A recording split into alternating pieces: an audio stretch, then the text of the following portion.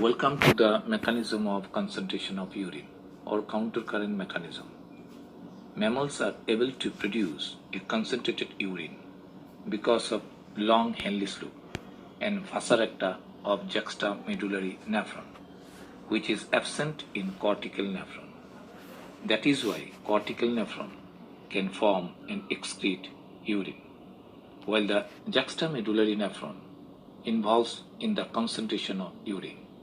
Concentration of urine is carried out on the principle of countercurrent mechanism.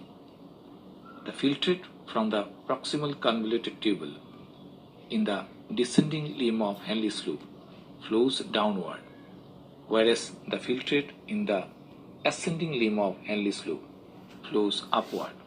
This opposite direction is countercurrent.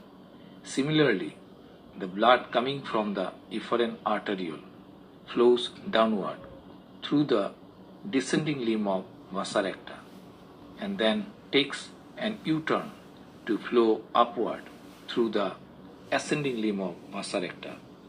This opposite direction is also countercurrent. On the other way, if we look at the close proximity between the Vasa recta and the Henle's loop, it is observed that the descending limb of Vasa recta is in parallel run to the ascending limb of Henle's loop. And similarly, the ascending limb of Vasa recta is in parallel run to the descending limb of Henle's loop. This opposite direction is also countercurrent. The functionality of the limbs of Henle's loop is opposite to the functionality of the limbs of Vasa recta. This is also yet another countercurrent.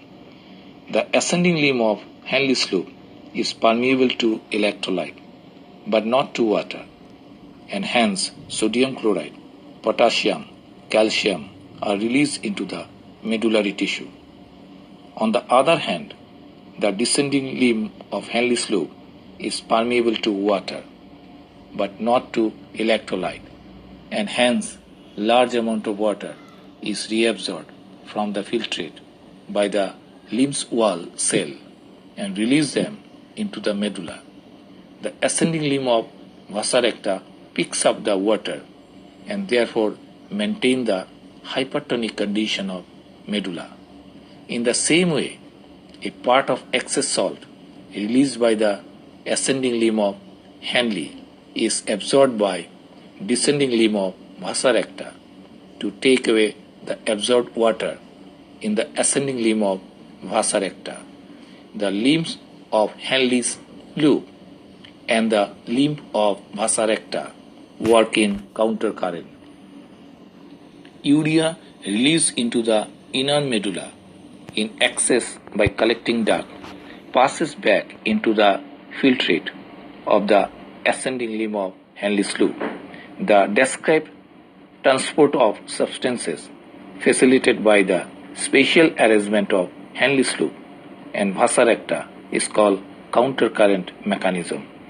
The proximity between the Henle's loop and the Vasa recta as well as countercurrent in them for water and salt or ion and recycling of urea through the inner medullary tissue helps in maintaining an increasing hypertonic condition or an increasing osmomolarity towards the inner medullary interstitium, that is from 300 m osmol per liter to 1200 m osmol per liter in the inner medulla.